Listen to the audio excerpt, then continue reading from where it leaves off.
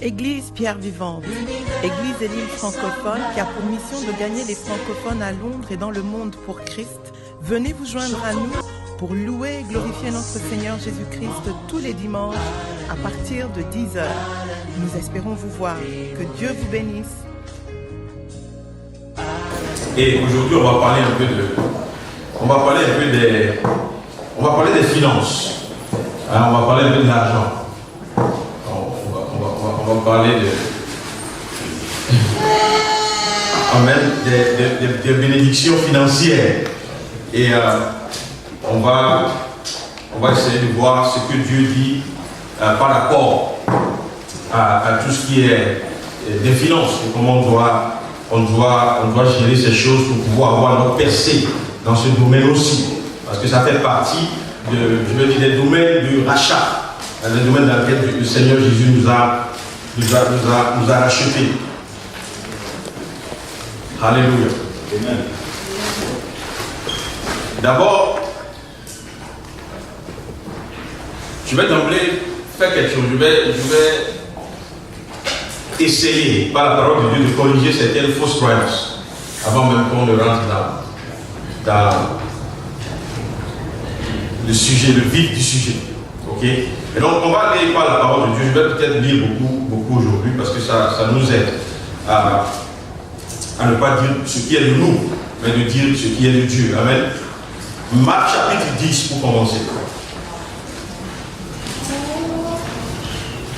À partir du verset 20. Alléluia.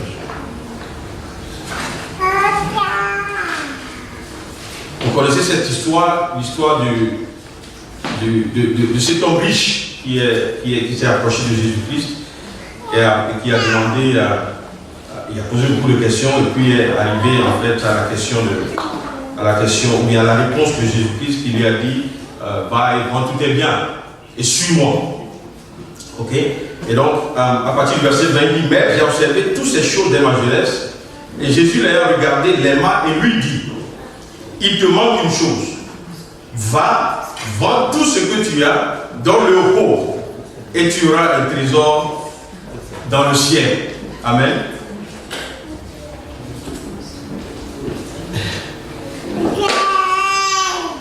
Puis viens et suis-moi. Amen. Est-ce que quelqu'un veut suivre le Seigneur Jésus dans ces lieux? Ok. Et puis il dit, mais affligé de cette parole, cet homme s'en alla tout triste, car il avait de grands biens. Jésus, regardant autour de lui, dit à ses disciples qu'il sera difficile à ceux qui ont des richesses d'entrer dans le royaume de Dieu. Les disciples furent étonnés de ce que Jésus parlait ici. Et reprenant, il leur dit, mes enfants, qu'il est difficile à ceux qui se confient dans les richesses, qu'il est difficile à ceux qui se confient dans les richesses d'entrer dans le royaume de Dieu. Et puis il ajoute qu'il est plus facile à un chameau de passer par le trou d'une aiguille qu'à un riche d'entrer dans le royaume de Dieu. Les disciples furent encore plus étonnés et ils se dirent les uns aux autres, qui peut alors être sauvé? Alléluia. Et souvent, vous voyez, quand on lit ce passage, on le présente souvent comme un passage dans lequel Jésus dit il faut être pauvre. Ok? C'est souvent la lecture qu'on fait. Si tu veux être sauvé, si tu veux suivre le Seigneur Jésus, il faut être pauvre. Amen. Mais vous verrez que, vous voyez, le texte ne s'est pas arrêté là où je me suis arrêté. Ok? Le texte, parce que Christ a répondu aux questions en fait des préoccupations de ses disciples. Il dit, Jésus le regarda et dit, cela est impossible. Souvenez-vous que la préoccupation des apôtres c'était qui peut être sauvé. Ok? Et donc, parce qu'ils pensaient que dans la lecture de ce que Christ a dit, ils se disaient, mais si pour être sauvé, il faut vendre tous ses biens, il faut devenir pauvre. Il dit, qui peut être sauvé alors? Et Christ leur répondit, il dit, Jésus le regardait et dit, cela est impossible aux hommes. Ok? Now, si on suit bien le texte, Christ n'est pas en train de dire que être riche ou être pauvre est impossible aux hommes. Mais il dit, être sauvé, suivez-moi bien, être sauvé est impossible aux hommes, mais non à Dieu. Car tout est possible à Dieu. Alléluia.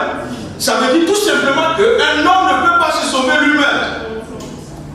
Ce que Christ est en train de dire, même avec toutes tes richesses, tu ne peux pas te sauver. Ce qui peut te sauver, c'est Dieu lui-même.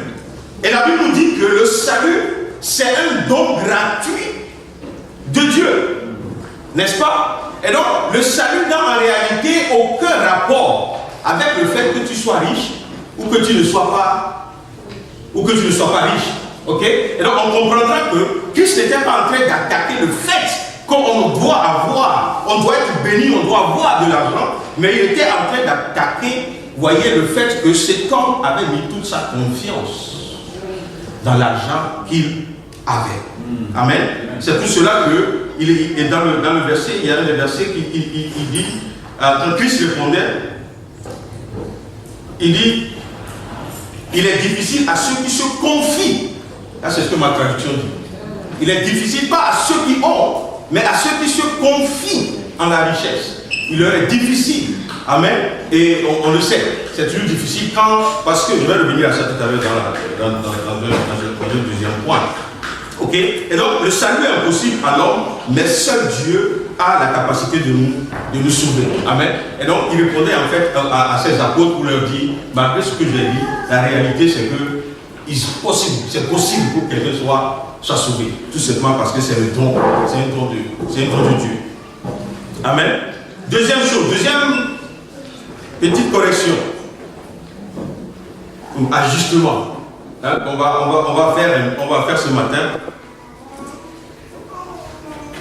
2 Corinthiens chapitre 8. Ça c'est intéressant. Bon, tout est intéressant, ça donne la parole de Dieu. Anyway. 2 Corinthiens chapitre 8. Quelqu'un là?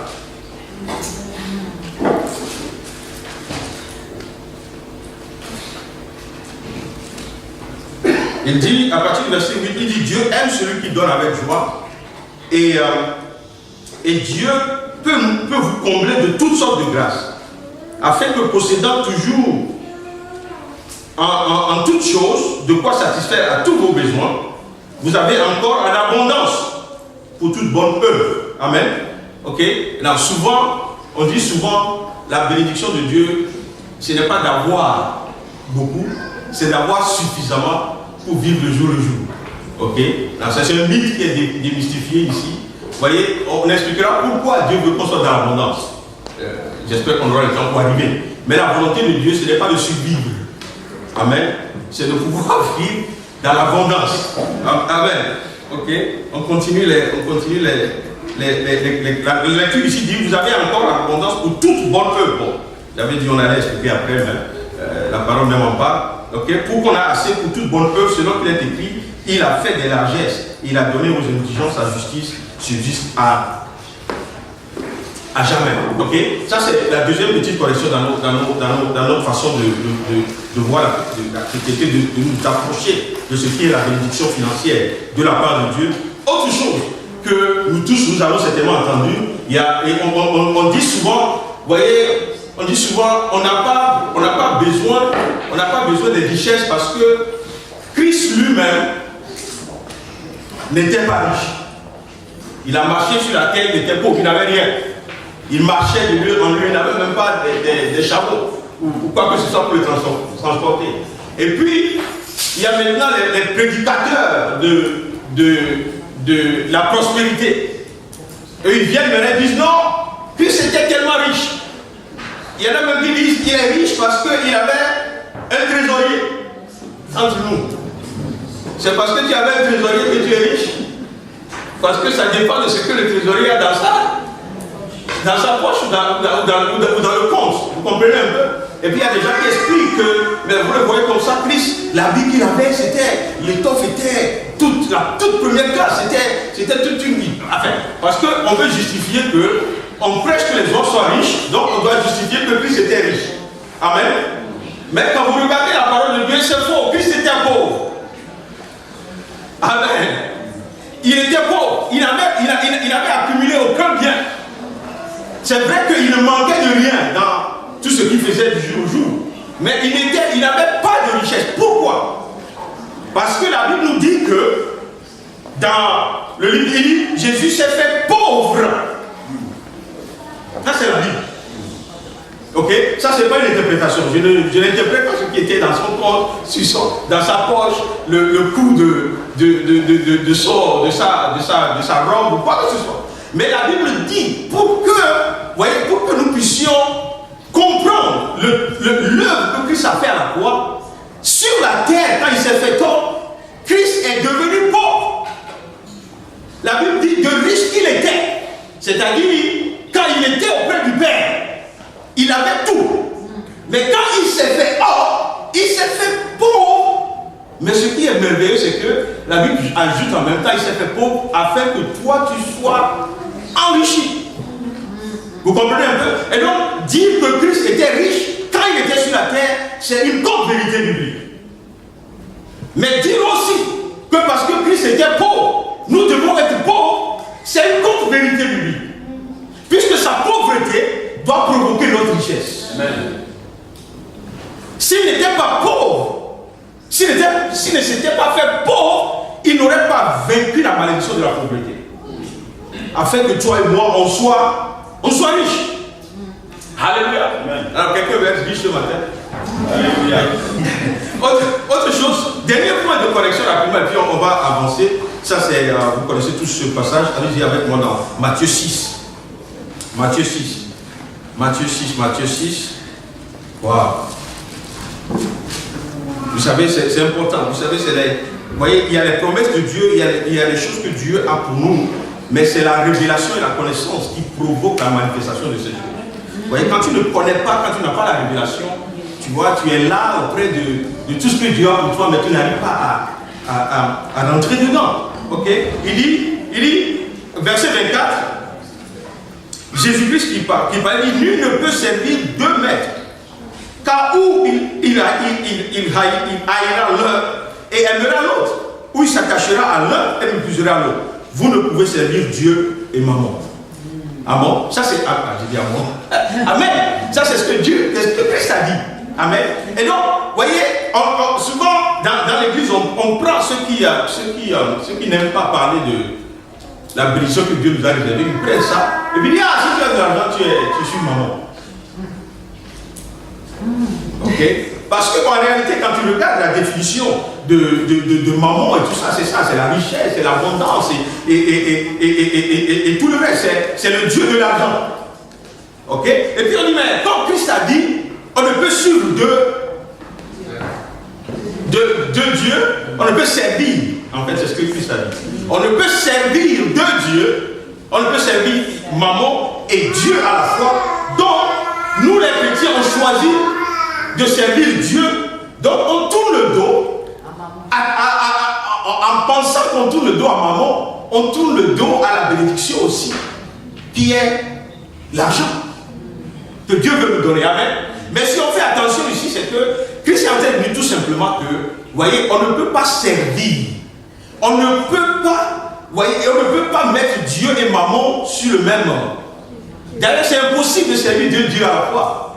Parce qu'on arrive à un moment donné où toutes les exigences de maman sont contraires aux exigences de Dieu. Vous voyez un peu? Dieu te dira, je vais te faire riche, mais dans l'intégrité par exemple. Et maman viendra et te dira, tu peux faire toute la fraude que tu veux, le résultat c'est que tu es riche. Est-ce que vous comprenez un peu? Et donc, dans les deux cas, tu ne peux pas, je ne sais pas si quelqu'un peut. En même temps t'enrichir dans l'intégrité, et puis en même temps, par exemple, vivre une vie de fraude. C'est impossible. Soit tu choisis l'un, ou tu choisis l'autre. Est-ce que vous comprenez un peu? Mais même si tu choisis Jésus, la richesse originale, promesse de Dieu, vient avec. Est-ce que vous comprenez un peu? Et donc tous ces passages, toutes ces choses qui sont dans la chrétienté dont on parle, on discute, ce n'est pas pour nous dire qu'il faut être pauvre. Vous comprenez un peu? Là où je suis revenu, nous sommes revenus du Tchad il y a 2 semaines ou 3 semaines. Attention, j'ai dit personne ne peut me dire que la volonté de Dieu, c'est que les gens le servent dans la pauvreté. C'est impossible. En tout cas, je vais envoyer les gens qui vont dire ça. Je vais les envoyer à Wadia. Vous comprenez un peu? Je ne crois pas. Et je ne croirai jamais que ce que Dieu veut, c'est que l'on soit pauvre. Vous savez, celui qui est pauvre, la définition, tout simplement, c'est que tu n'arrives même pas à subvenir à tes besoins alimentaires, à tes besoins de base. Vous comprenez un peu? Il y a des serviteurs de Dieu qui ont passé les 3 semaines avec nous, et c'est le seul moment de leur vie où ils ont pris petit déjeuner, et puis dîner. 3 semaines. Et puis nous, on les repasse. Vous comprenez? Et ça, personne ne peut me dire que c'est la volonté de Dieu. Quand tu ne peux même pas, tu vois un pauvre à côté de toi, tu ne peux rien faire. Parce que toi-même, tu en manques tellement. Ce n'est pas la volonté de Dieu. Mais bon, on va avancer, parce que je ne veux pas aussi tomber dans l'autre extrême. Mais bon, il faut quand même qu'on parle de la parole de Dieu, à la vérité de la parole de Dieu.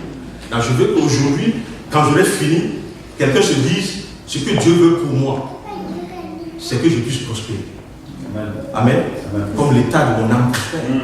Tout ça, c'est la volonté de Dieu. Dieu n'est pas là pour nous mettre... D'ailleurs, c'est pour cela que Christ est venu mourir à la croix pour nous. Quelques points de vérité. Deuxième chose, quelques points de vérité biblique. Deutéronome chapitre 28, que nous connaissons tous. Parce que dans les temps de Dieu, on a vraiment prié ces choses pour briser, pour délivrer, pour restaurer. Deutéronome chapitre 28. C'est intéressant ce passage, parce que des fois on lit de manière sélective la parole de Dieu. Là, regardez à partir du verset 2. Il dit quoi? Il dit, voici toutes les bénédictions qui se répandront sur toi et qui seront ton partage lorsque tu obéiras à la voix de l'Éternel ton Dieu. Okay. Il dit, tu seras béni dans la ville, tu seras béni dans les champs. Le fruit de tes entrailles, le fruit de ton sol, le fruit de tes troupeaux, les portées de ton gros et de ton menu bétail, toutes ces choses seront bénies. Amen. Ta corbeille et ta huche seront bénies. Tu seras béni à ton arrivée, tu seras béni à ton départ. L'Éternel te donnera la victoire sur tes ennemis qui s'élèveront contre toi. Ils sortiront contre toi par un seul chemin, ils s'enfuiront devant toi par 7 chemins. L'Éternel ordonnera à la bénédiction d'être avec toi dans tes greniers et dans toutes tes entreprises. Maintenant, il ajoute, il te bénira dans le pays que l'Éternel ton Dieu te donne. Alléluia. Dis à quelqu'un, je serai béni ici à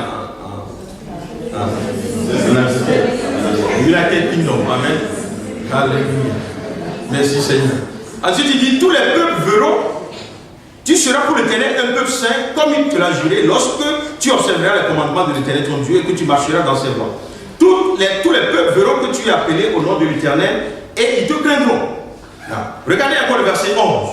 Le verset 11 dit, l'Éternel te comblera de bien en multipliant le fruit de tes entrailles, le fruit de tes troupeaux, le fruit de ton sol, dans le pays que l'Éternel a juré à tes pères de te donner. L'Éternel t'ouvrira son bon trésor, le ciel, pour envoyer à ton pays la pluie en ton temps et pour bénir tout le travail de tes mains. La bénédiction et la prospérité financière, parce que souvent aussi, ça c'est un mythe dans l'église, on a commencé par arranger les choses, on dit, quand on parle de bénédiction, on ne parle pas de prospérité financière. C'est faux, ça fait partie. Vous comprenez un peu? Parce que quand il parle du grenier, il parle des troupeaux, il parle de toutes ces choses, c'est la prospérité, c'est les... Vous comprenez un peu? Et la Bible dit ici que toutes ces choses sont quoi? Ce sont des bénédictions.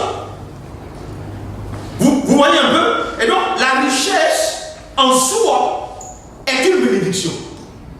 Le fait de pouvoir posséder des biens est une bénédiction. doit. Mais la réalité, la vérité, c'est que les bénédictions, la prospérité financière est une bénédiction de la part de Dieu. Tu n'es pas maudit parce que tu as de l'argent. Ok? J'ai donné cet exemple, je vois des missionnaires autour, ceux qui vont dans les petits villages là, pour aller évangéliser. Ils se sont tellement identifiés à la pauvreté qu'ils pensent que s'ils ont de l'argent, les gens vont on ne les reconnaît plus comme des saints. C'est-à-dire, c'est un peu comme si et donc eux-mêmes ils sont comme ça. Ils sont prêts à avoir le même pantalon pendant tout le semestre. Et puis comme ça, ils sont sanctifiés. Amen. Je vous avais dit la dernière fois, mon petit frère avait acheté une voiture à un d'entre eux qui voulait envoyer dans un village. Le gars ne pouvait pas prendre la voiture. Alors que moi j'ai besoin de cette voiture. Vous comprenez un peu? C'est une belle voiture d'achetée, c'est un 4x4 tout terrain pour aller dans le village. C'est comme si non, là, tu veux me faire tomber là. Et je prends ça là, c'est fini ma vie spirituelle est ouais, parce qu'en réalité, même quand tu le vois, quand tu lui parles, tu sais que non, il est saint. Tu le sais. Il te parle.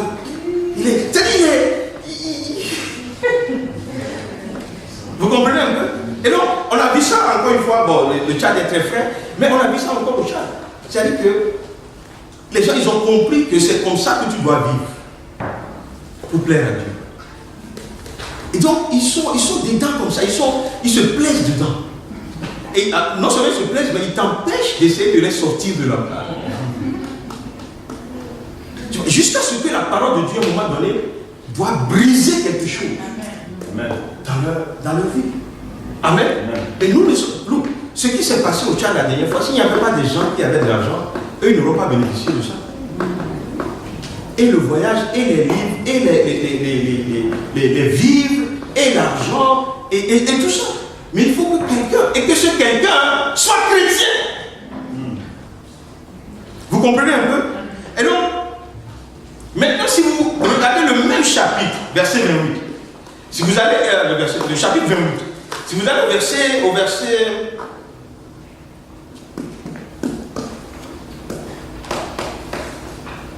il dit, au verset 16, il dit, tu seras maudit dans la ville, tu seras maudit dans les champs, ta corbeille et ta huche seront maudites, le fruit de tes entrailles, le fruit de ton sol, les portées de ton gros et de ton menu bétail, toutes ces choses seront maudites. Tu seras maudit à ton arrivée. Bon, et puis vous lisez la suite. Et la Bible ici est en train de parler des malédictions. Ok? Et donc, quand ces choses ne sont pas présentes dans ta vie, que nous appelons la pauvreté, la Bible dit que c'est une malédiction. Amen.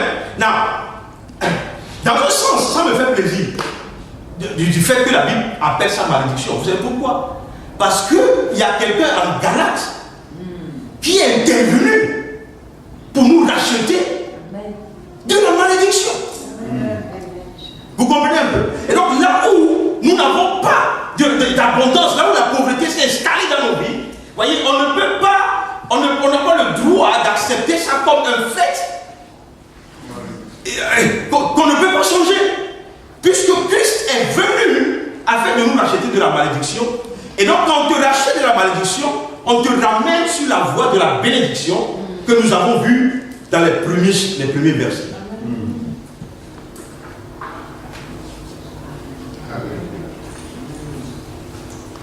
Quelqu'un me suit ce matin? Alléluia. Moi je refuse.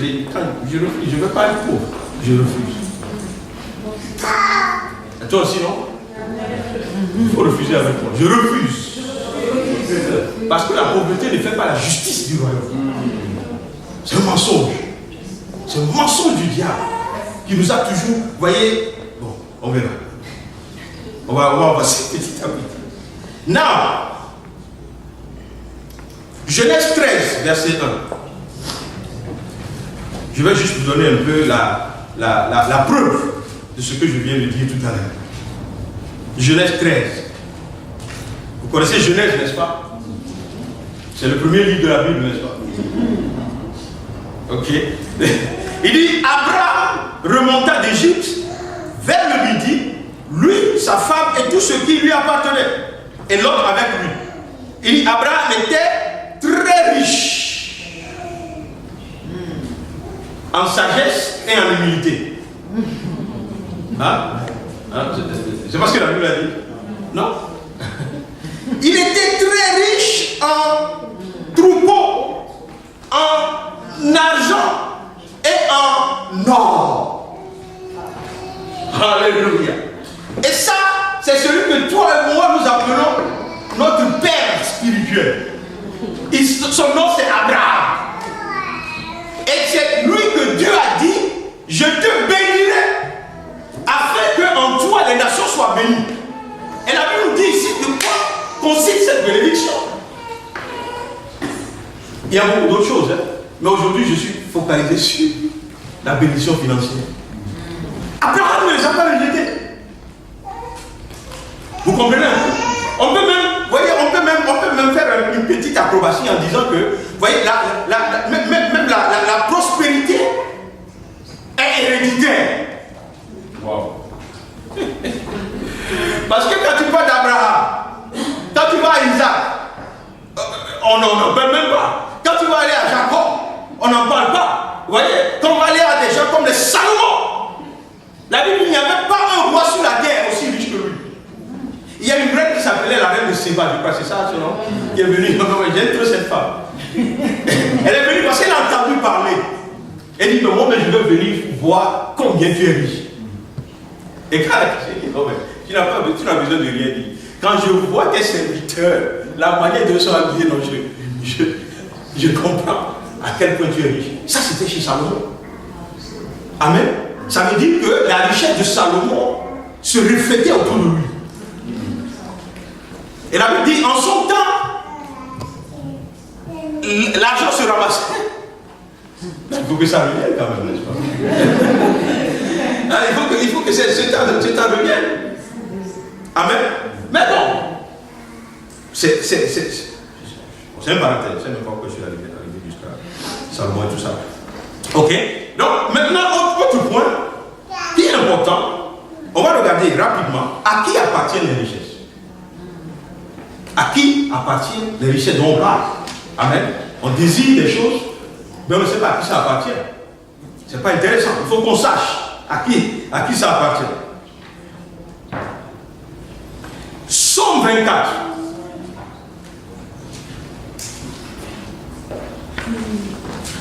Psaume 24.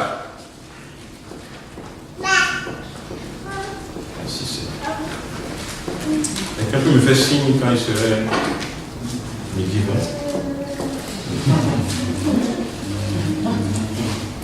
Psaume 24. Il dit au verset 1, à l'Éternel, la terre et ce qu'elle renferme. Amen. Alors, tout ce qui existe appartient à Dieu. Alors, que personne, aucun esprit, aucun démon, aucun diable ne vienne vous mentir qu'il y a des choses qui lui appartiennent. Ça ne lui appartient pas. Ça appartient à ton Dieu. Et donc, parce que ça appartient à Dieu, tu as le droit de désirer ce qui appartient à ton Père. Puisque la Bible dit que nous sommes héritiers et co-héritiers de Christ. Est-ce que vous comprenez? Toutes choses appartiennent à notre Père. Merci Seigneur. Parce qu'il est le premier, Dieu lui-même, le premier, le plus riche. Il est plus riche que Salomon. Puisque ce que Salomon appartenait à Dieu. Plus qu'autre chose. Vous comprenez un peu? Tout ce que la terre comporte. Oh, alléluia. On est en train d'arriver quelque part. 1 Corinthiens chapitre 10. 1 Corinthiens chapitre 10. Shalabakate. Alléluia. In the name of Jesus. Alléluia. Bon, ça c'est mon identité d'adoption. Ça c'est avec mes amis de Lagos et de Abuja. Il dit, au verset 26, à partir du verset, il dit, mangez de tout ce qui se vend marcher sans vous enquérir de rien par motif de conscience. Car la terre est au Seigneur et tout ce qu'elle renferme. Ok? Donc ça c'est une confirmation. À l'Éternel appartient toute chose. Psaume 112. Psaume 112. Psaume c'est le livre qui vient juste après Job.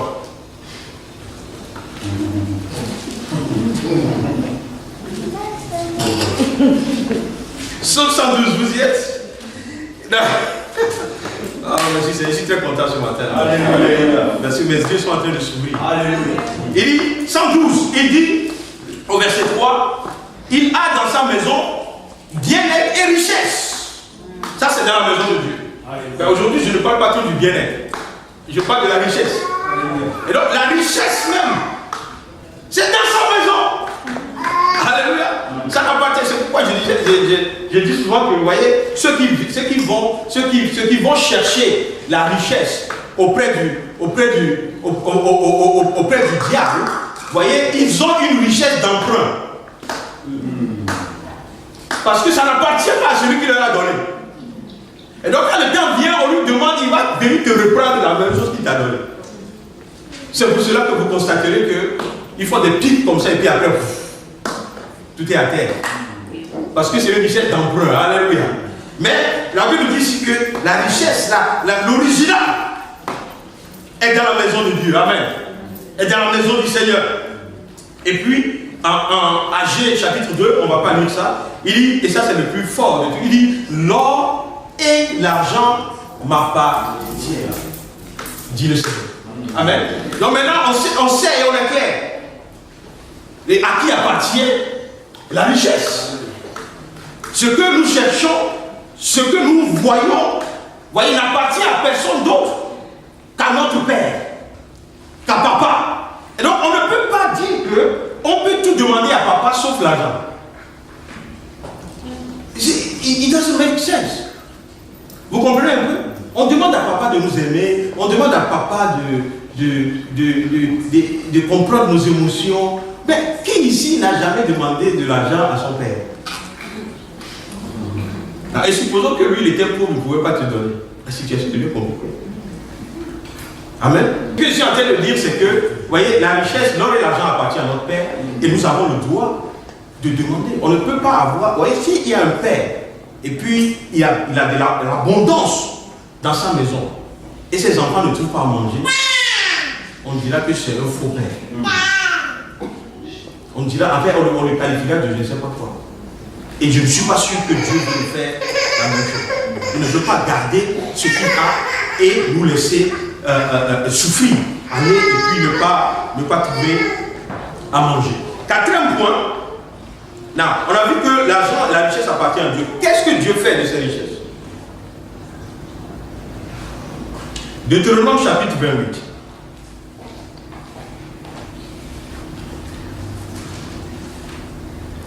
Je crois que j'ai regardé ça tout à l'heure. Je vais revisiter ça rapidement. Deutéronome chapitre 28. Le verset 12, qu'est-ce qu'il dit? Il dit l'Éternel t'ouvrira son bon trésor, le ciel, pour envoyer à ton pays la pluie en son temps et pour bénir tout le travail de tes mains. Alléluia. Et donc la richesse de Dieu, c'est de pouvoir ouvrir un jour les portes de la bénédiction afin que cette bénédiction vienne sur toi et que tu sois béni. Donc ce que Dieu a, voyez, si Dieu n'avait pas ces richesses, il ne pouvait pas bénir financièrement. Est-ce que vous comprenez un peu? C'est parce qu'il a qu'il donne. Vous comprenez un peu? Et Dieu n'a pas pour garder pour lui-même. Il n'a plus besoin, vous voyez, on va venir à ça tout à l'heure, c'est le temps. Mais Dieu a tellement d'abondance que sa seule volonté, c'est de bénir ses enfants. C'est d'ouvrir la porte grandement afin de faire prospérer, vous voyez, le travail de tes mains, afin de te faire prospérer. Alléluia. De te faire prospérer même dans les temps de famine. Dans les temps de, comment ici on ne dit pas famine, quand la croissance est négative, là, 3 mois successifs. L'inflation. Non, pas l'inflation. La récession. La récession. Merci Armand, si tu n'étais pas là, c'est la difficulté. Et donc, même en temps de récession, amen, vous savez que il y a des études qui ont montré que la dernière récession qui est arrivée, puis tout le monde s'est appauvri, il y a eu les 10% des riches, ils sont devenus plus riches dans la même période. Ok? C'est ça. Bon, je dis ça, il ne faut pas le prendre comme illustration de mon message, parce que beaucoup d'entre eux se sont enrichis de manière mammonique. Okay? Et donc ce n'est pas, on n'est pas en train d'aller dans ce domaine. Ok? Et donc, Genèse 43, j'ai trouvé un verset intéressant là-bas. Dans le livre de Genèse 43. Genèse 43. Non, je suis en train d'essayer de faire comprendre à quelqu'un que c'est bien la volonté de Dieu que tu sois béni. Parce que c'est ça son cœur. 43, il dit au verset...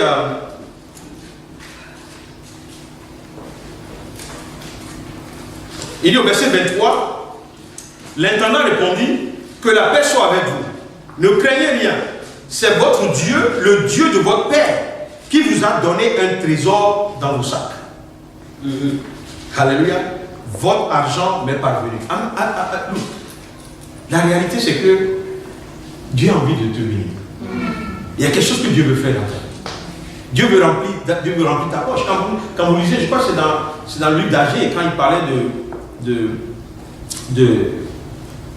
ce qu'on ne bâtissait pas la maison de Dieu, mais on vivait dans les maisons lambrissées. Lambrissées, c'est ça? Des choses comme ça. Un thème comme ça. Il dit, voyez, comme malédiction, il dit, vous travaillerez, mais il y aura comme un trou dans votre poche. Et ça, c'est pas une bénédiction. C'est une malédiction. C'est pourquoi j'ai placé ce message de Dieu sous le thème de dominer cette domination. On va venir tout à l'heure. Quand ces choses se passent dans ta vie, tu dois te lever. Parce que ce n'est pas la volonté de Dieu. Quelqu'un nous a dit, je crois hier ou mardi, je ne sais pas, quelqu'un nous a dit, voyez, le diable ne veut pas ton bien. Il n'a aucun intérêt à ta prospérité. C'est pour cela qu'il déjà te dit, tu n'as pas le droit de prospérer, sinon tu es contre Dieu. Comment est-ce que tu peux être contre Dieu en prospérant si Dieu même te donne la prospérité? Est-ce que vous comprenez? Comment est-ce que tu peux vivre, tu peux accepter, tu peux décider de vivre dans le manque si Dieu, lui, il est prêt à te bénir? Tu ne peux pas repousser Dieu. Il est prêt à ouvrir. Alléluia. Deutéronome chapitre 8. Deutéronome chapitre 8. J'étais vous-même. J'étais quelque part. Okay. Revenons à Deutéronome chapitre 8. Je crois que j'ai parlé. À partir du verset 17, il dit, ma force et la puissance de ma main. Bon, on va aller plus haut pour qu'on puisse bien comprendre. Il dit, garde-toi de dire en ton cœur, ma force et la puissance de ma main m'ont acquis ces richesses. Souviens-toi de l'Éternel ton Dieu, car c'est lui qui te donnera de la force pour les acquérir, afin de confirmer, comme il le fait aujourd'hui, son alliance qu'il a juré à cette terre. On va regarder ça tout à l'heure, on va regarder une partie de l'alliance tout à l'heure. Mais la Bible nous dit ici que, voyez, c'est Dieu qui te donnera la force, la capacité, non, je vais extrapoler un peu, l'intelligence, qui te donnera les idées, qui te donnera la volonté de pouvoir acquérir les richesses, de pouvoir prospérer. Ça ne vient pas d'un marabout. Ça ne vient pas de quoi que ce soit. Ça vient de Dieu lui-même qui te donne l'intelligence et la force de prospérer. Parce que c'est ça sa volonté. Vous comprenez un peu? Et donc on va commencer par non seulement dépendre de Dieu, mais on va commencer par chercher Dieu, écouter Dieu. Et essayer de nous connecter à ce qu'il est en train de faire pour nous faire prospérer. Amen. Amen. Il dit, afin que tu ne puisses pas dire demain, c'est pas ma force, c'est pas mon intelligence que j'ai prospéré. Mais que tu puisses reconnaître que la prospérité, ce qui est rentré dans tes mains, c'est quelque chose qui est venu du storehouse de Dieu. C'est Dieu qui a permis que tu sois béni. Amen. Amen. Dans Ecclésiaste chapitre 5, si vous lisez, il dit Dieu enrichit et donne la capacité d'en profiter. Et ça, je crois que c'est très important pour nous. Parce que tu peux être riche et ne pas profiter de ta richesse. Et ça, c'est aussi une malédiction. Amen. Mais il dit c'est Dieu qui nous donne la capacité de profiter de la richesse qu'il nous a donnée. Alors si toutes ces choses... arrêtez-moi dans 15 minutes. Si toutes ces choses qu'on a vues, c'est vrai, c'est biblique. Alors pourquoi est-ce qu'il y a la pauvreté?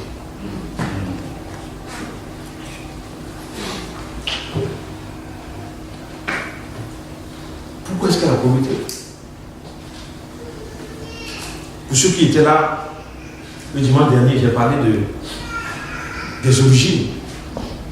J'ai dit quand Dieu a créé la terre, Dieu n'avait pas prévu ces choses. Dieu n'avait pas prévu la pauvreté. Tu vois, je vais dire un peu comme Jésus a dit par rapport au divorce. Au commencement, il n'en était pas ainsi. Au commencement, Dieu avait créé l'homme pour que l'homme profite de toute la richesse que Dieu mettait à sa disposition. Dieu n'avait pas prévu la pauvreté. Dans le jardin d'Éden, c'était le jardin le plus...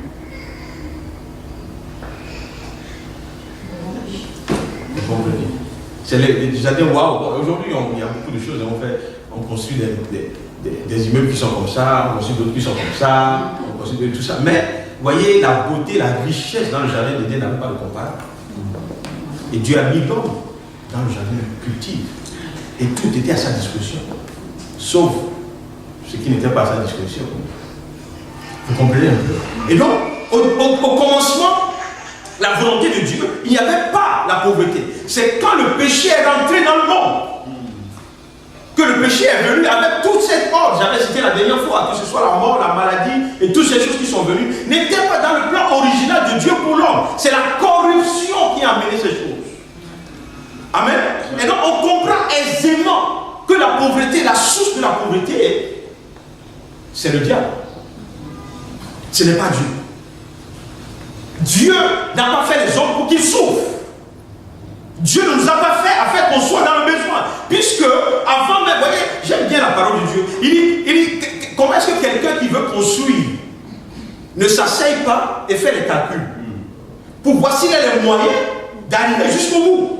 Ça, c'est la parole de Dieu depuis le début. Et donc, Dieu ne peut pas créer les hommes sans se rassurer qu'il a les moyens nécessaires pour que tout le monde qu'il va créer puisse profiter de ce que Dieu a. C'est-à-dire, Dieu n'est pas surpris en pour dire, oh, en fait, je n'ai pas assez. Entre nous. En tout cas, ce n'est pas le Dieu que nous on sait. C'est peut-être le Dieu de dehors. Vous comprenez un peu? Et donc, la volonté de Dieu, ce n'est pas que quelqu'un soit pauvre. La pauvreté est venue à cause de ce que le serpent a fait et la chute et toutes ces choses. Amen. Now, si nous regardons le livre de Job, chapitre 1, vous connaissez Job tellement que je ne vais pas faire lire le passage pour gagner un peu de temps. On a vu que c'est le diable qui était la source, je vais dire, de la pauvreté de Job. Quand Dieu était, quand Job était marché avec Dieu et que l'ennemi n'avait pas encore intervenu, la Bible dit c'était un monsieur qui prospérait à tous égards. Dieu le bénit. Est-ce que vous comprenez un peu? Et puis si vous lisez la suite, la Bible dit, à un moment donné, le diable, parce que bon, on sait que la discussion que le diable a eue avec Dieu et tout ça, mais maintenant je suis en train de parler de l'exécution. Et la Bible nous dit, à un moment donné, je crois que les troupeaux sont quelque part en train de boire un feuilleton. Les brebis sont quelque part, un vent, quelque chose fait, et puis tout est détruit. En fait, quand je lisais ça la dernière fois, vous voyez, je disais, mais il y a combien d'entre nous, on passe par des temps comme ça? Où tu as plein de choses, tu es content, tu es voulu, et puis à un moment donné, un vent qui vient de nulle part. Et puis tu te retrouves à terre. Tu te poses des questions, mais qu'est-ce qui s'est passé? Est-ce que vous comprenez un peu? Il a commencé par les brebis, les troupeaux, et puis il est tombé sur sa famille, et toutes ces choses. Mais, vous voyez, c'est juste pour nous dire, pour aller vite, pour nous dire que la pauvreté n'est pas de Dieu, c'est le diable qui emmène ces choses dans nos vies. C'est pour cela que nous n'avons pas le droit d'accepter. Est-ce que vous comprenez un peu? Mais, nous, des fois, vous voyez, bon, je veux tout simplement dire qu'il ne faut pas religioniser. Il ne faut pas donner un sens spirituel à toutes ces choses pour dire, ah oui, c'est Dieu qui veut, c'est Dieu. Vous voyez, il y a un chant qu'on chante que j'aime bien ce chant, mais bon, ça me fait réfléchir un peu. Il y a un chant qu'on chante, on dit, c'est lui qui donne, il donne et puis il reprend. Hein? C'est ça, il give and take away. Et puis on est dans lui. C'est lui qui a donné, il a tout. Mais je ne suis pas sûr. Je ne suis pas sûr que la volonté de Dieu c'est de nous donner de reprendre. Tout le monde est en train de me regarder bizarre. C'est pas dans ma prédication, mais c'est ce qui m'est venu tout à l'heure. Oui, mais c'est vrai. Parce que, vous voyez, c'est quand on dit ces choses, on ne s'attaque pas à la vraie raison de ce qui dérange notre bien-être et nos finances. Est-ce que vous comprenez un peu? Et donc, on sait que la volonté de Dieu, c'est que l'on puisse percer. Amen. Now, regardez dans Jean 3,16, que vous connaissez.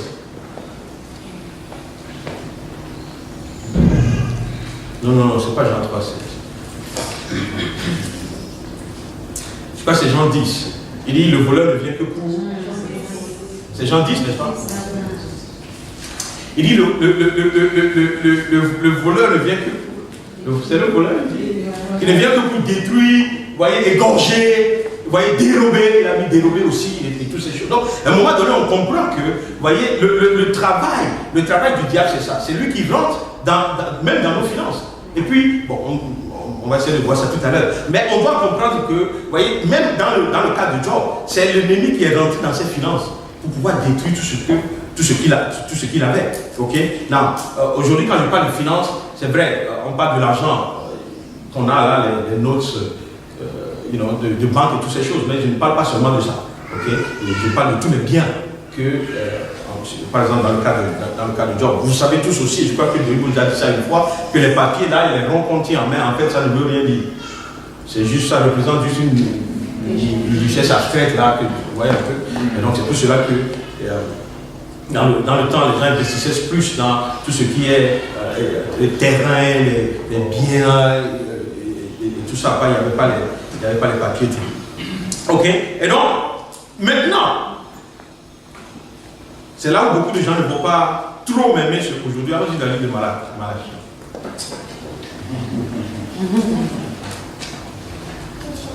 Amen. Mais là, si tout le monde lève la main pour dire, pasteur, il faut passer ce passage, je vais passer ça. Alléluia. Allons-y dans Malachie chapitre 3. Vous y êtes? Je vais prendre ce passage en deux différentes étapes. Hein. Premièrement, regardez le verset 11. Il dit quoi? Il dit, pour vous, je menacerai celui qui dévore. Et il ne vous détruira pas les fruits de la terre. Et la vie ne sera pas stérile dans vos campagnes. Ok? Et donc, j'utilise ce passage ici juste pour illustrer le fait que, vous voyez, c'est le diable qui est à la base de toutes les difficultés financières, matérielles que tu peux avoir. Parce que quand tu l'as, il est prêt à rentrer dedans. Vous comprenez un peu? Il est prêt il est appelé ici le dévoreur. Hein? On a vu dans Jean 10 qu'il est appelé celui qui dérobe. En tout cas, tous les mots synonymes de la même famille, c'est lui qui est dedans. Vous comprenez un peu? Et donc, il y a des moments où on doit réaliser que, voyez, vous savez, vous vous souvenez souvent dans des situations où tu ne comprends même pas ce que tu as fait et puis toutes ces difficultés arrivent. Tu es là et puis tu vis une vie de manque perpétuel. C'est-à-dire là où les gens réussissent, tu ne réussis pas. Des fois même tu réussis et puis tu as et puis ça disparaît. Vous comprenez un peu? Et donc, il faut, oui. La dernière fois, quand je suis rentré de Tchad, j'ai fait une prière. Oh, merci Seigneur. Je suis revenu et puis il y avait 2 penalty charge notice qui m'attendaient. Ok? Apparemment, j'ai fait demi-tour quelque part et je ne suis même pas encore parti regarder là où c'est, que je ne devais pas faire. Donc il m'a envoyé quelque chose que je dois payer. Si je n'ai pas payé, ça fait 120. Alors que moi j'étais au Tchad, donc j'ai raté ça. Et puis un deuxième, apparemment je suis allé dans un parking, je suis sorti, la caméra m'a pris, bon, enfin. Donc j'ai pris les 2 papiers, j'ai dit Seigneur. Seigneur, cette fin d'année, tu ne vas pas permettre que le dévoreur rentre dans mes finances. Amen. Et donc j'étais seul dans ma chambre puis je priais. Je ne dis pas que je dois aller faire des bêtises pour ne pas avoir des trucs, mais il faut que Dieu soit avec moi pour que je ne rentre pas dans cette piège. Est-ce que vous comprenez un peu? Et moi, j'avais pris cette décision que en tout cas les pénalties, je ne vais plus avoir. C'est pourquoi je paie les parkings. C'est mieux de payer, même si l'embête te dit 4 pounds de l'heure, c'est mieux. enfants. Est-ce que vous voyez un peu? Mais il y a des gens qui sont... Oh que Dieu, oui, surtout Samson, j'ai vu la dernière fois. Quand on était au football. Je sortais, je partais, et puis j'ai vu sa voiture à garer. Plein centre de... C'était la ministre que j'ai dit. Et donc, oui, il a un ticket. Ah, ok. Donc, il était sûr que, bon, s'il a un ticket, il va payer. C'est tellement qu'il a l'argent. Mais tout ça, c'est le travail du dévoreur. Le temps que tu réalises, toutes les choses inutiles ont pris ton argent. Alors que tu as des choses plus... amen. Tu aurais pu envoyer ces 60 pounds, 120 pounds au Tchad. Il y a des enfants qui vont boire des jus pendant 2-3 semaines. Je suis dit la vérité. Là, ils ont de donner ça à Lambert. Et puis eux-mêmes, ils disent qu'il n'y a pas d'argent, mais ils augmentent leur salaire tout le temps. Je ne veux pas faire la politique. Revenons à l'application de la parole. Alors, si la pauvreté vient de Dieu, vient du diable, et que ça ne vient pas de Dieu, qu'est-ce qu'on doit faire? Si on identifie que le dévoreur est à la fuite, qu'est-ce qu'on doit faire? D'abord, je crois qu'il faut essayer de briser, ok, tout ce qui est joug de la pauvreté sur nous. Je me suis rendu compte que, en regardant l'histoire de Isaac à Guérard, c'est bien Isaac, non? C'est Isaac. C'était Isaac à Guérard, n'est-ce pas? La Bible dit que, au temps de la famine, Dieu lui a dit de semer. Et il a semé. Et quand il a semé, la famine dans son camp a été vaincue. Et les gens qui lui ont donné asile, parce que c'était un réfugié humanitaire,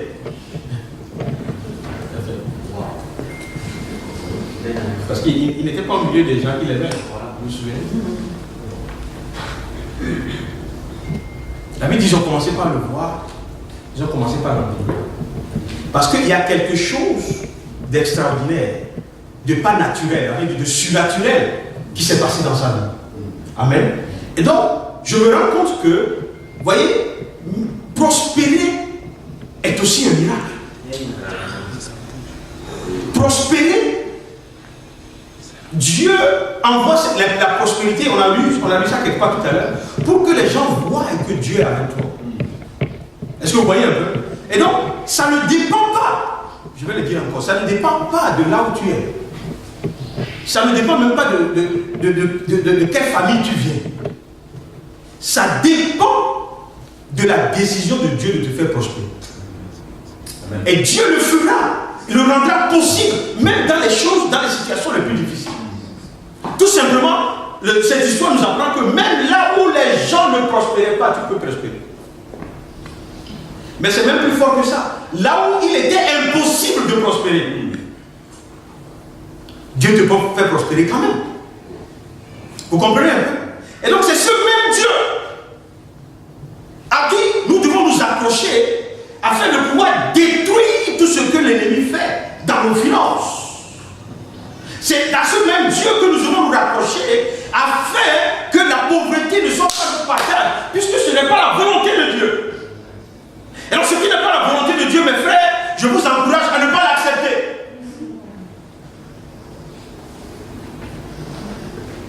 Ça peut survenir dans ta vie, comme Job. Mais Job ne l'a jamais accepté. Les gens sont venus lui dire beaucoup de choses, fais ceci, renie Dieu, maudis-le, fais ceci. Mais non, non, non. Il sait que Dieu est le seul restaurateur. De ce que tu as perdu, Dieu peut restaurer. Et quand il va restaurer, voyez, la Bible dit quand le voleur sera pris, il va restituer 7 fois ce qu'il t'a volé. Vous comprenez un peu? Malheureusement, dans le monde, ce qui se passe, c'est que beaucoup de gens. Je parlais avec quelqu'un la dernière fois, excusez-moi encore s'il y a des gens ici qui vont à l'église catholique au pays. Et c'est quelqu'un d'assez élevé. Là. Vous savez, il est, comment on appelle ça, le président du comité paroissial. Ils sont quand même des tops, des top gars à la paroisse et tout ça. C'est lui qui m'expliquait en fait, on causait. Il m'expliquait que, il dit, dans le pays maintenant, les gens ils sont à l'église comme ça, mais Leur survie ne dépend pas de l'église. Ils ont leurs affaires de l'autre côté. Vous comprenez un peu, donc? Quelqu'un qui est devant Dieu et n'a pas confiance que Dieu peut le faire prospérer. Et il va de l'autre côté, se fait une alliance avec maman ou quoi que ce soit. You can't expect, c'est ce que Christ a dit. Tu ne peux pas t'attendre maintenant à une bénédiction qui vient de la part de Dieu. C'est-à-dire, la Bible dit, on ne peut pas tromper Dieu. Nul ne peut tromper Dieu. Vous comprenez un peu? Et donc, la seule chose que nous avons à faire, c'est de ne pas aller chercher, c'est pas d'aller chercher une alternative, mais c'est de nous accrocher à Dieu, à sa parole, afin que nous puissions avoir, voyez, la puissance qui nous fait prospérer. La vie de Dieu va être communiquée afin que ce qui est mort dans ta vie, dans tes plans, dans tes finances, commence par avoir la résurrection. Et Christ est passé par la résurrection pour nous montrer tout simplement que la mort a été assujettie. Amen. Et avec la mort, tout le reste. Ce n'est pas seulement la mort qui a été assujettie. À la croix, la pauvreté, la maladie, tous ces échanges, allez-y lire encore, comment il s'appelle, notre ami, les échanges à la croix, comment il s'appelle? Derek Prince. Tout ce que Christ a accompli à la croix et que nous devons nous attendre au résultat. Mais nous vivons tellement en deçà de ce qui appartient à notre papa qu'aujourd'hui, je veux réveiller quelqu'un pour dire ce n'est pas un crime, ce n'est pas un péché, ce n'est pas. Je ne sais pas comment expliquer ça, que tu sois béni. Parce qu'en fait, Dieu s'attend que tu sois béni. Je vais vous dire pourquoi tout à l'heure. Parce que, vous savez, parce que beaucoup de chrétiens ne sont pas bénis, ne sont pas financièrement là où ils doivent être, l'œuvre de Dieu est en train de souffrir. Vous comprenez un peu? Quand on était au Tchad, excusez-moi, on est devenu Tchadien. La première fois qu'on est allé en ville, on a trouvé une belle mosquée. Très belle mosquée. Et on nous dit que c'est le roi d'Arabie Saoudite qui a financé ça. Mais longtemps, apparemment, quand ça a été conçu, c'était la plus grande et belle mosquée de toute l'Afrique. Et donc, c'est devenu non seulement un point touristique, mais la vie économique de la ville est autour de cette mosquée. Donc, vous comprenez que on peut comprendre pourquoi c'est les musulmans qui tiennent le pays. Est-ce que vous comprenez? Quand on allait au Mali, que Dieu nous aide, parce qu'on doit être béni. Hein? Ah, vous faites la tête comme ça, là, on a rien. Il faut qu'il y ait des millionnaires ici. Regardez, quand on allait au Mali, à un moment donné, une année on est allé, et puis les Américains ont construit une nouvelle ambassade.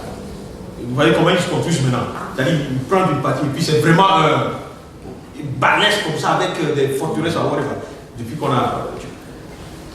Et puis, vous savez ce que Kadhafi a fait? Kadhafi vivait en ce moment. Tout en face de l'ambassade des États-Unis, il a construit maintenant un grand centre culturel musulman. Wow.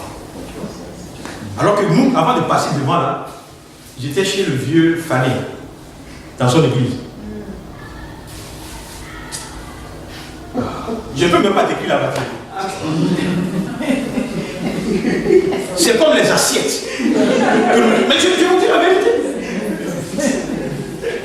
Est-ce que vous comprenez un peu? Et j'étais là, j'étais furieux en moi, je voulais changer la batterie. Mais je n'ai pas le moyen de changer la batterie. Toutes les écoles supérieures, j'avais dit il faut envoyer l'ancienne là, qu'on avait et toutes ces choses. Mais you have to be in a position. Parce que l'argent dont on parle, ça appartient à notre père. Vous comprenez un peu? Et donc aujourd'hui, normalement au Mali, devant l'ambassade des États-Unis, on devrait avoir un grand centre chrétien. Alléluia. Quand on va là-bas, on a des programmes avec tous les pasteurs là-bas, on n'a même pas de salle. Et vous allez me dire que c'est ça la volonté de Dieu? Vous comprenez un peu? Jusqu'ici, je n'ai pas encore parlé de la richesse pour faire ce que les gens font avec dans le monde. Je suis en train de parler du plan de Dieu. Vous voyez, ce n'est pas pour rien que Dieu a dit à Abraham qu'il sera béni. qui sera puissant. Vous comprenez? Parce que Dieu a un plan.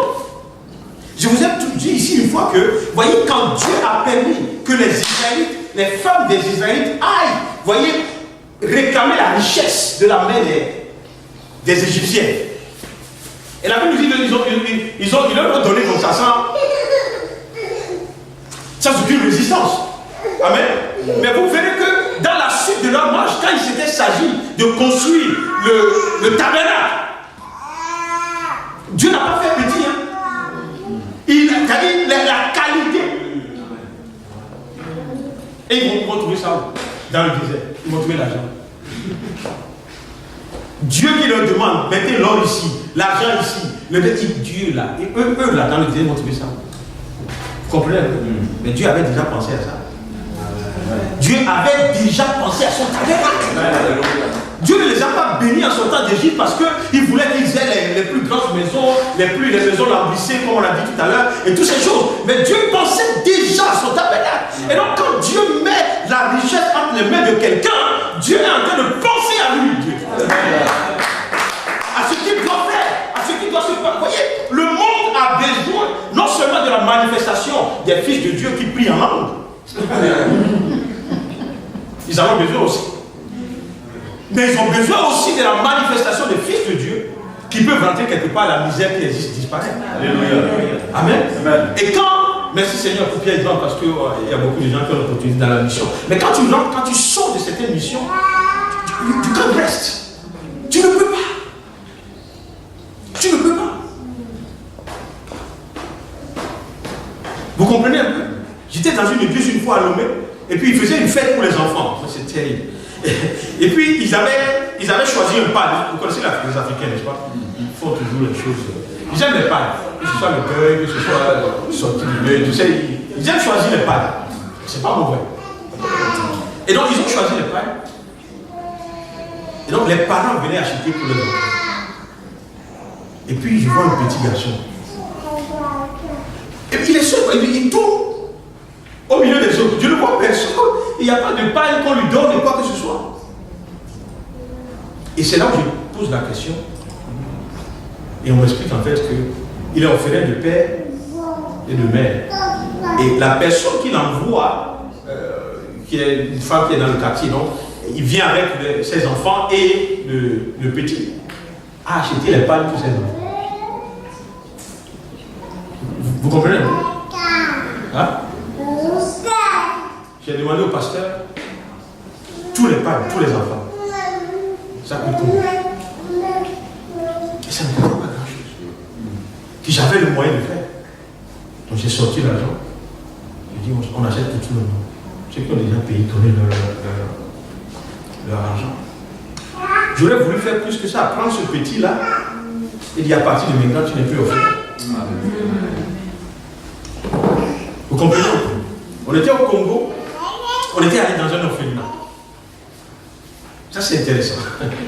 Les jeunes gens, j'étais avec le pasteur Caillou, mais quand on partait, on avait des courses. On achetait tout ce qu'il y a, le curry, le mil, l'huile, tout ce qui... Et puis, quand on est rentré dans l'orphelinat, ils sont là.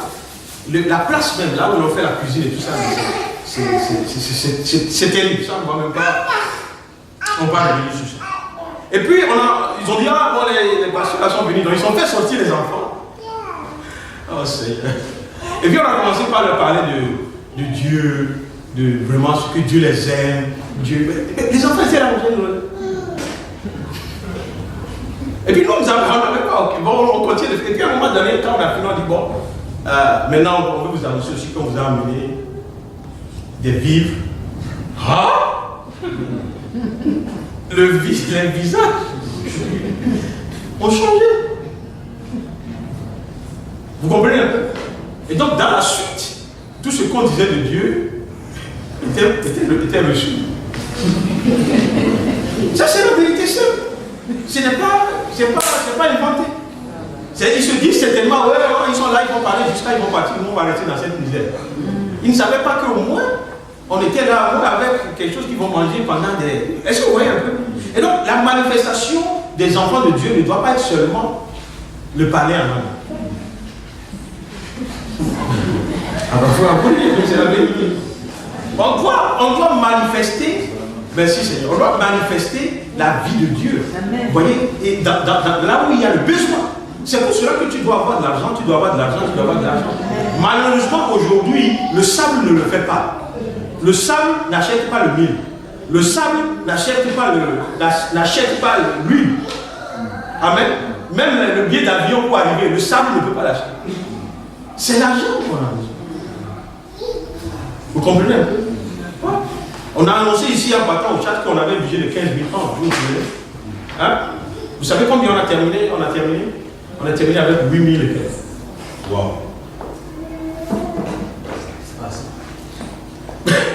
Il dit c'est pas assez. Vous comprenez un peu?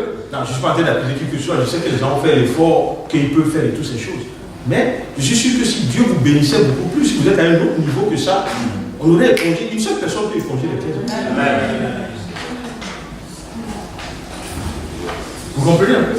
J'ai vu le pasteur Adeboye. Bon, ça c'est une autre. Ne dis pas que je suis en train de comparer, mais c'est lui, ça m'a fait un peu. Le pasteur Adeboye de Ridim. Mais le gars, je sais pas, bon, je crois que même ils ont déjà parlé de ça dans l'église d'abord, mais le jour là, il appelait les projets par leur numéro. Et donc il dit, the project 144. Et puis quelqu'un va se lever, this is done, I take it. The project to now. Très doucement comme ça. Mais c'est une personne, déjà ils prêtent, c'est des millions. Amen. Ils ne l'ont pas fait pour aller faire des prêts. Ils l'ont dit parce qu'ils ont déjà ça. Est-ce que vous comprenez un peu? Et il faut que Dieu nous emmène à ce niveau. N'ayez pas peur de cette bénédiction si vous avez le cœur au bon endroit pour ne pas servir maman avec. Dieu va libérer. Dieu va ouvrir les églises des cieux. Dieu va permettre que, voyez, au milieu de nous, il donne de la richesse à des hommes et des femmes qui peuvent faire avancer son royaume. The kingdom. Amen. On en a besoin. Vous comprenez un peu? On en a besoin. Je vous ai annoncé qu'en fin du mois, on repart pour le Congo, n'est-ce pas? Hein? Et la semaine dernière, le budget est tombé. Pas le budget approximatif. Juste des 3 semaines d'enseignement. C'est-à-dire, comment on dit ça, quand les gens restent, du truc résidentiel. Parce que c'est une formation résidentielle, donc les gens doivent venir, on doit faire venir ces pasteurs. D'ailleurs, il n'y a que 50 pasteurs qui sont pris en charge. Mais le truc a dit à 10 000 $. Et j'ai même peur de venir dire la paix vivante. Qui peut contribuer? Parce que les gens n'ont pas encore digéré la contribution du Tchad.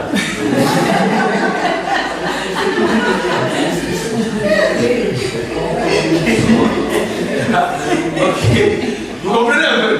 Mais je vais terminer, oui, je crois, merci. J'ai vu le donner quelques minutes. Et donc, je vais terminer avec ça. Et donc, si tu le demandes, mais dis, pasteur Jean aussi. Si c'est comme ça, il faut arrêter tes missions. Si c'est nous et tout ça. Vous voyez un peu? Et donc, ça ne prend pas en compte le déplacement, nous-mêmes, nos accommodations et tout ça. Donc, si on doit faire le budget global, ça doit aussi être à peu près dans les 15 000. 15 000, prendre 15 000 €, 15 000 $, n'importe lequel. Amen. Et donc, je n'ai pas l'intention de demander sur ceux qui m'ont entendu.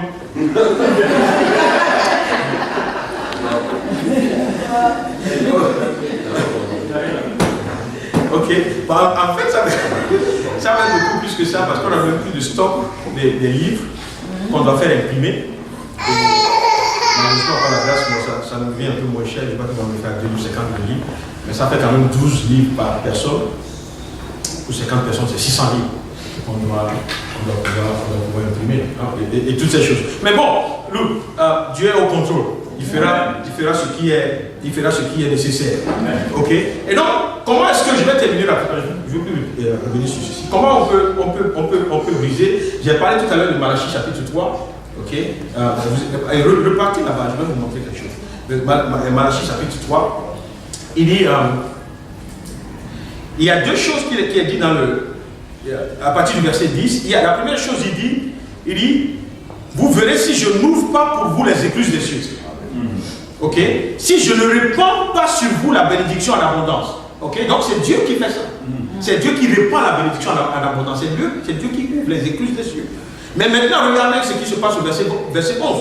Il dit maintenant, pour vous, je menacerai celui qui dévore. Ok? Donc Dieu peut donner et quelqu'un dévore. Dieu peut bénir, mais tu ne seras pas béni. Parce que quelqu'un a dévoré. Ok? Et maintenant, Dieu lui-même nous dit que c'est lui qui va menacer celui qui dévore. Mais comment est-ce qu'on provoque Dieu pour qu'il menace celui qui dévore? C'est la dîme et les offrandes. Alléluia. Okay. Alors, je dis souvent, je n'aime plus appeler ça dîme, j'appelle ça médit. Parce que je crois que c'est le mot qui fait peur aux gens. Quand tu dis dîme, donc il faut remplacer ça un peu. Vous comprenez un peu? Mais c'est la vérité, on ne peut pas échapper. Je crois que un jour, je vais faire tout un enseignement sur la dîme et les révélations qui sont derrière. Parce qu'il y a beaucoup de gens qui pensent qu'on est dans le Nouveau Testament et puis on n'a plus besoin de dîme et tout ça. Que Dieu les bénisse. Parce que normalement, dans le Nouveau Testament, il faut tout emmener. Emmène ta maison.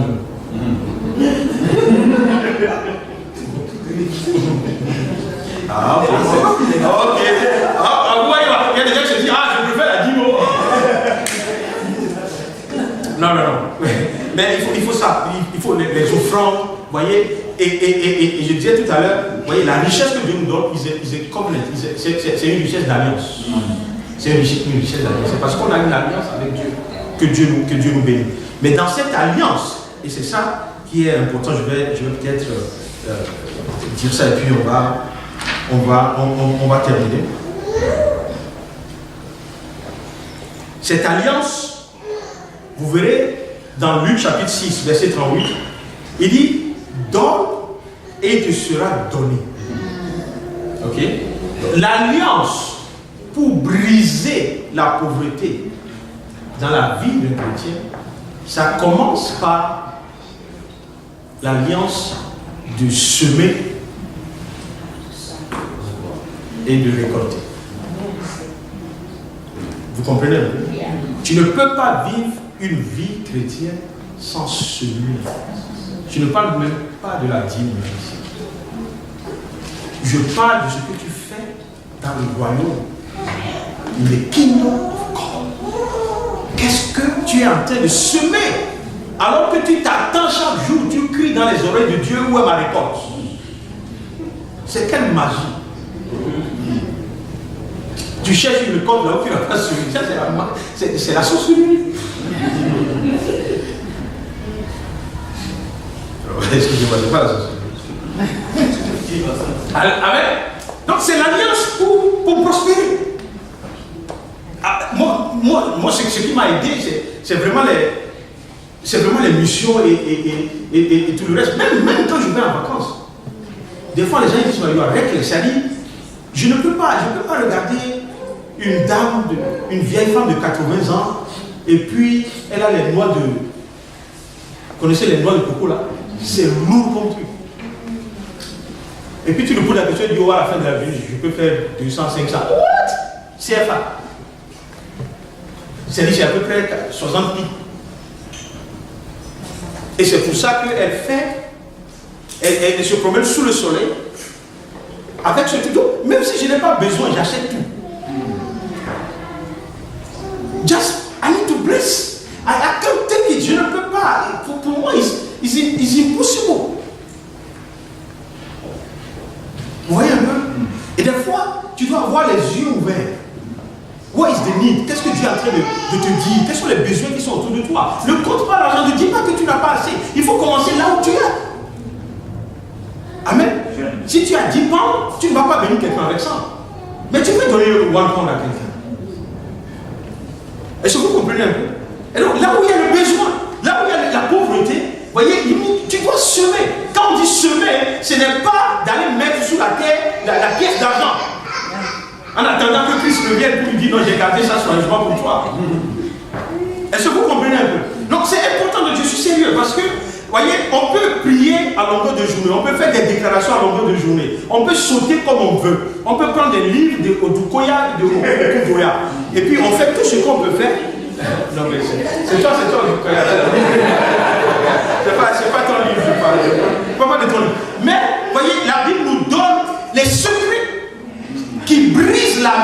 des voleurs sur nos finances. 2 Corinthiens chapitre 2 verset 6. Il dit celui qui sème peu moisson, celui qui sème abondamment. C'est biblique. Vous comprenez un peu? Ça veut dire tout simplement que avant de moissonner, tu dois semer. Cherche quelque part où tu dois semer. Sème pour l'avancement. Sème pour que quelqu'un ne meure pas demain. Sème pour que quelque chose se passe dans la vie de quelqu'un. Vous comprenez un peu? Je vais terminer. Le pasteur Tayo est en Ouganda. Je vais donner son exemple parce que c'est assez édifiant. Et il est parti assister à un mariage. Et la fille qui se marie, elle était issue d'une famille tellement pauvre qu'elle ne pouvait même pas aller à l'école. Okay. Et donc, je crois que les Tayo les ont rencontrés en Ouganda ou bien au Kenya et tout. Et puis Dieu lui a mis à cœur de dire, bon, je vais payer pour ton éducation. Et depuis le collège ou quoi que ce soit, jusqu'à, elle a fini, elle a fait son master. Elle est maintenant employée dans une grosse boîte au Kenya en tant que HR manager. Ok. Et à cause d'elle maintenant, elle a maintenant supporté tous ses petits frères et tout ça dans le cursus scolaire. Et elle se marie. Et donc, elle a exigé vraiment que Tayo soit là. Est-ce que vous comprenez? Non, il n'a pas changé la vie d'une personne. Il a changé la vie de toute une famille. Mais ça ne s'arrête pas là-bas. Parce qu'elle, maintenant, quand il va y avoir des enfants, c'est parce qu'elle a cette éducation, elle peut bien s'occuper de ses enfants. Ses petits frères là aussi. Vous voyez un peu? Et donc, des fois, tu sais, là, tu ne peux pas imaginer la moisson que Dieu va te donner. C'est pour cela que quand on a besoin, vous voyez, on entend quelque part, on entend qu'il y a un besoin quelque part, on doit se lever, on doit faire quelque chose. Et en faisant ces choses, vous voyez, Dieu lui-même, il commence par briser sur ta vie tout ce qui est pauvreté. Parce que Dieu sait que tu es fidèle dans les petites choses. Amen. Et quand il va te confier les grandes choses, quand tu auras des millions, tu pourras faire encore plus. Amen. Amen. Mais quand tu as ton 1000 francs et tu t'occupes de toi et toi seul, toi seul et toi seul, Dieu se demande. S'il te met à 2000, qu'est-ce que tu vas faire? Je prie que nous ici, voyez, ne soient menacés par quelque esprit de pauvreté que ce soit. Nous allons tous sortir. Amen. Que nous soyons des gens qui soient capables de bénir, de faire du bien autour de nous. Amen. Nous sommes appelés pour la francophonie.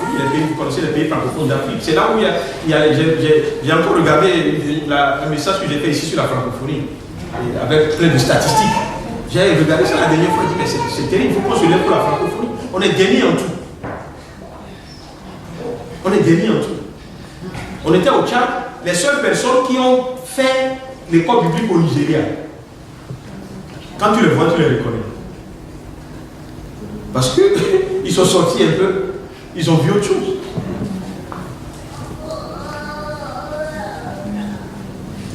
Ok. Je vais arrêter là ce matin.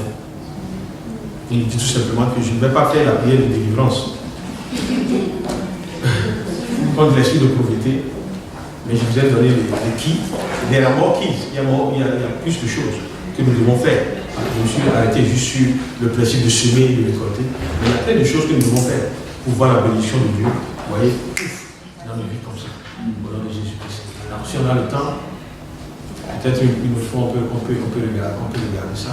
Mais la Bible est claire. Je ne tire ça de nulle part que de la Bible. Okay? Même si on doit prier, on prie seulement ce que la Bible dit. On ne prie pas autre chose.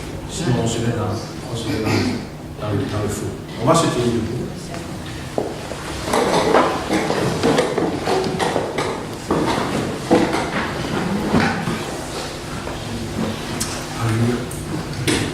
La première des choses qu'on va faire ce matin, c'est tout juste de dire à Dieu, vous voyez, c'est la conviction que j'ai eue ce matin avant d'arriver, c'est que Dieu qui nous donne la force de prospérer, il doit ouvrir nos yeux pour que l'on puisse voir ce qu'il a préparé pour nous, afin que nous puissions marcher dedans. Amen. Et donc, avant cette prière, ce que tu vas faire, c'est que tu dois savoir, tu dois reconnaître que c'est Dieu qui veut te bénir et qu'il a la capacité de te bénir. La volonté de Dieu, c'est que tu sois béni.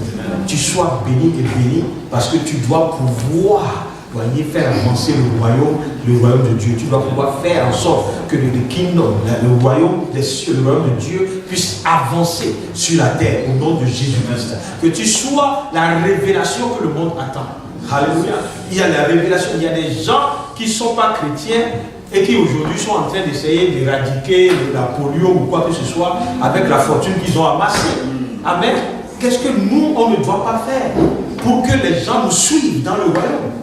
Est-ce que vous comprenez un peu? Il y a des gens qui sont venus à Christ parce qu'il les guérissait.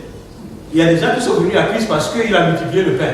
Il y a des gens qui sont venus à Christ parce qu'il a parlé de qui ils sont, de ce qu'ils ont. Vous voyez, même le bien que tu fais dans la vie de quelqu'un fait que les gens te suivent vers le Seigneur. Ils te disent, mais c'est quel Dieu tu sais? On n'a jamais vu pareil. Dieu ne nous donne pas de l'argent pour qu'on devienne des économes et occultes. Il nous donne de l'argent pour qu'on fasse avancer son royaume. Au nom de Jésus-Christ. Alléluia. Vas-y, dis au Seigneur, Seigneur, aujourd'hui, voyez, je vois les écluses des cieux ouverts. Et je vois cette bénédiction qui m'est disponible. Je vois tout ce que tu as préparé pour moi. Seigneur, dans le nom de Jésus-Christ, Seigneur, je veux, à partir d'aujourd'hui, je refuse, Seigneur, oh Dieu, de croire que tu n'as rien en réserve pour moi. Je refuse de penser que tu ne veux pas que je puisse avoir des bénédictions matérielles, Seigneur, que je puisse prospérer au niveau financier, au niveau matériel. Seigneur, je veux prospérer dans le nom de Jésus-Christ. Oh Père, au nom de Jésus, même alléluia. Je prie, vous voyez qu'au Cameroun, il y a des gens au milieu de nous qui construisent des villas. Et puis quand on va aller en mission, on n'a pas besoin de ces hôtels qui nous prennent de l'argent pour rien. Vous voyez, on est logé dans la maison, les Christiens, tu entends. C'est la même chose. Les Tchadiens, les Togolais, ils sont nombreux. Je vais au Togo, je suis toujours dans les trucs là. Il faut construire des grandes maisons pour me donner la clé. Et toutes ces choses. Et ça fait la bénédiction de Dieu. Au nom de Dieu, je prie que Dieu vous bénisse afin que, voyez, nous puissions faire avancer ensemble le royaume de Dieu. Chacun à son niveau, chacun dans ce qu'il doit faire dans le nom de Jésus. Père, je prie maintenant que toi qui es le Dieu qui brise, Seigneur, sur nos vies, tout ce qui est pauvreté, tu nous donnes l'intelligence, tu nous ouvres les yeux, tu nous donnes la capacité de pouvoir, Seigneur, générer des richesses, générer, Seigneur, le Dieu des finances, afin que nous puissions faire avancer l'œuvre de Dieu dans cette nation, mais au-delà de cette nation, Seigneur, dans l'Europe, en Afrique et partout, où tu veux bien nous envoyer. Nous te bénissons parce que, Seigneur, Dieu, nous refusons de rester dans l'état de pauvreté dans lequel nous sommes. Seigneur, si je suis dans un niveau de pauvreté, je prie que tu me sortes de là, Seigneur, que tu me donnes les instructions qu'il faut, tu me donnes la grâce qu'il faut, que tu m'accordes la faveur qu'il faut, afin que je puisse percer dans le nom de Jésus. Seigneur, là où j'ai tourné en rond pendant des années, Seigneur, sans pouvoir acquérir, sans acquérir quoi que ce soit, Seigneur, que tu brises ce cercle vicieux dans ma vie et que je puisse aussi prendre part à la bénédiction et à la multiplication que tu as promis dans le nom de Jésus, Seigneur. Ce que tu as déclaré, nul ne peut s'opposer à ta volonté. Père, personne ne peut s'opposer à ce que tu me bénisses. Parce que ta volonté est que je sois béni. Et j'ouvre mes mains ce matin et je dis, Seigneur, dépose, Seigneur, la semence entre mes mains, afin que je puisse semer abondamment et de pouvoir récolter abondamment. Que ta grâce, Seigneur, me soit disponible, afin que partout où j'aille, que mes yeux soient ouverts, que je puisse être là pour apporter, Seigneur Dieu, la réponse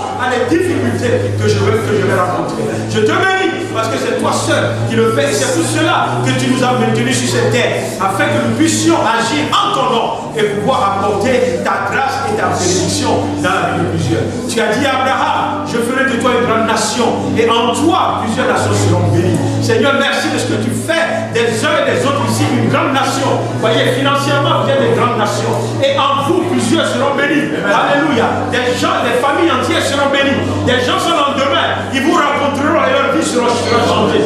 Dans le nom de Jésus. Nous prions souvent, nous disons, Seigneur, fais-moi faire une rencontre divine afin que ma vie change. Mais la prière aujourd'hui, c'est que toi aussi tu sois une rencontre divine pour quelqu'un, afin que la vie de cette personne change. Dans le nom de Jésus-Christ, il se souviendra de ce que tu as un Dieu. Tu as un Dieu au nom de Jésus-Christ.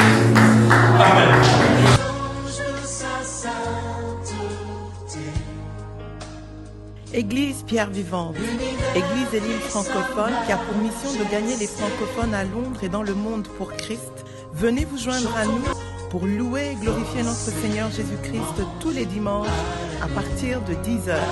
Nous espérons vous voir. Que Dieu vous bénisse.